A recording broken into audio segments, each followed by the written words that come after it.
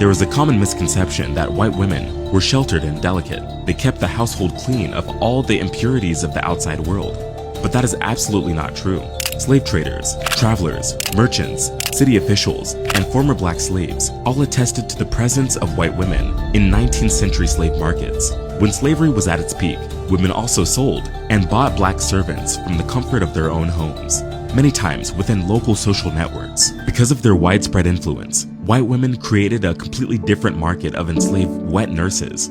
Now, you might be wondering why these white women felt the need to tear black women from their families to nurse their children. One actual report said that white women who were constantly having babies felt like a slave in their own homes.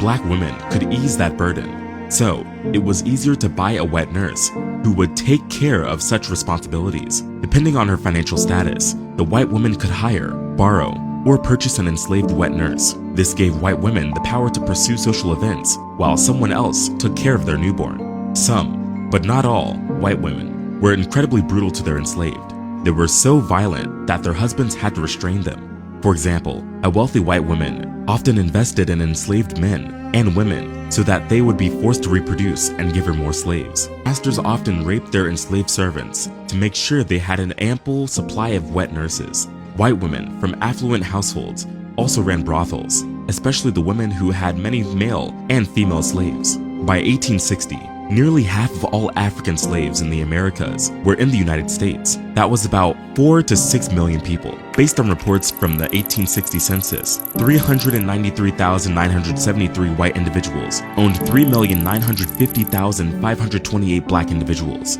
Only about 1.5% of the white population in the US owned slaves. When the Civil War came, and it was time to free the enslaved, many white women retaliated. Female slave owners resisted the change by letting the Union authorities know they were loyal.